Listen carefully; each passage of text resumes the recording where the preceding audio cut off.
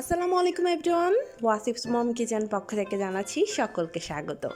আজকে আপনাদের সামনে উপস্থিত হয়ে গেলাম সাবুদানার ভীষণ মজার একটা ডেজার্ট রেসিপি নিয়ে।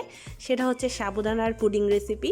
এই রেসিপিটি আশা করছি আপনাদের কাছে ভালো লাগবে। খুবই সহজ বানানোর পদ্ধতি আর খেতে হবে অসাধারণ মজার। ছোট বড় বাসার সকলেই খুবই পছন্দ করবে। চলুন তবে কথা না বাড়িয়ে দেখে নিই সাবুদানার পুডিং বানানোর সহজ পদ্ধতি। প্রথমে আমি সাবুদানার প্রিপারেশনটা করে নিচ্ছি। এখানে 1/4 কাপ পরিমাণ সাবুদানা আমি নিয়ে নিয়েছি। এবার সামান্য পরিমাণ পানি দিয়ে সাবুদানাটাকে খুব ভালো মতন পরিষ্কার করে নিচ্ছি।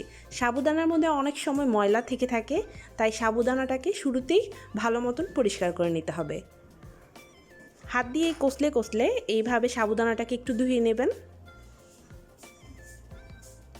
এরপর এই পানিটা ফেলে দিয়ে সাবুদানাটাকে সেদ্ধ করে নিতে হবে। চলে যাচ্ছি চুলায়। চুলায় একটা হাঁড়িতে সামান্য পরিমাণ পানি দিয়ে আমি একটু সেদ্ধ হতে দিয়ে দিচ্ছি। পানিটা একটু গরম হয়ে এলে এখানে আমি সাবুদানাগুলো দিয়ে দিচ্ছি। দাঁড়িয়ে থেকে সাবুদানাগুলো সেদ্ধ করে নিতে হবে। 3 মিনিট লেগেছে আমার এই সাবুদানাগুলো সেদ্ধ হতে।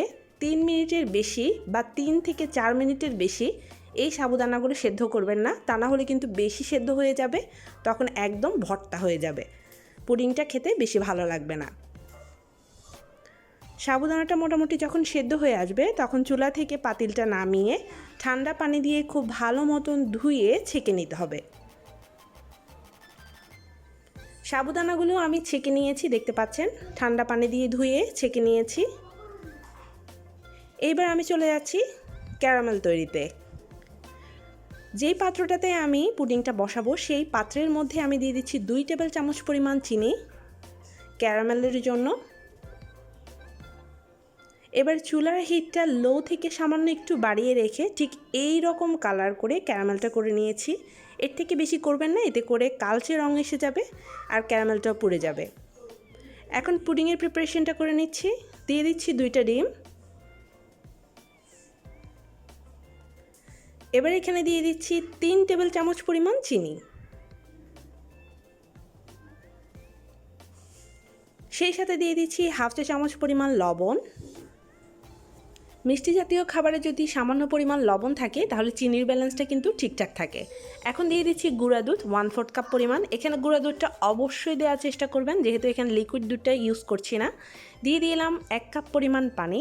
এবার একটা হ্যান্ড হুইস্কের সাহায্যে সবগুলো উপকরণ খুব ভালো মতন ফেটিয়ে নিতে হবে। খুব ভালো মতন ফেটিয়ে নিয়েছি, দেখতে পাচ্ছেন কোনো দানা দানা ভাব নেই এখানে। এবার দিয়ে দিচ্ছি এখানে আমি সেই সাবুদানাগুলো আমি দিয়ে দিলাম।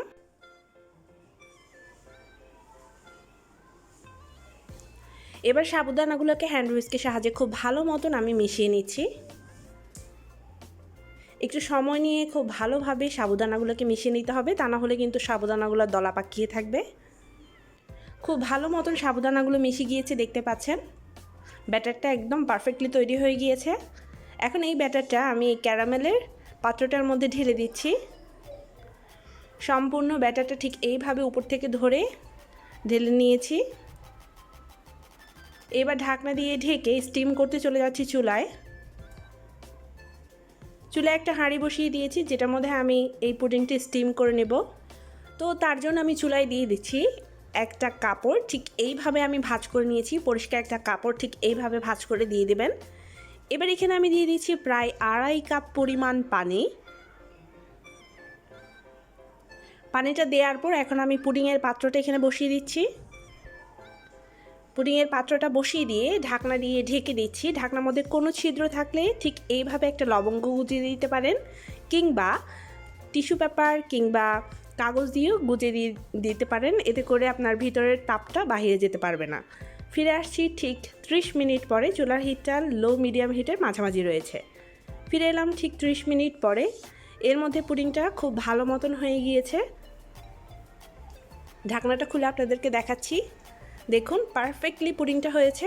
তারপর আমি একটু চেক করে দেখাচ্ছি, একদম ক্লিন এসেছে কাঠিটা, তার মানে পুডিংটা হয়ে গিয়েছে। পুডিংটাকে আমি একদম ভালো মতন ঠান্ডা করে তারপর এটাকে আনমোল্ড করছি।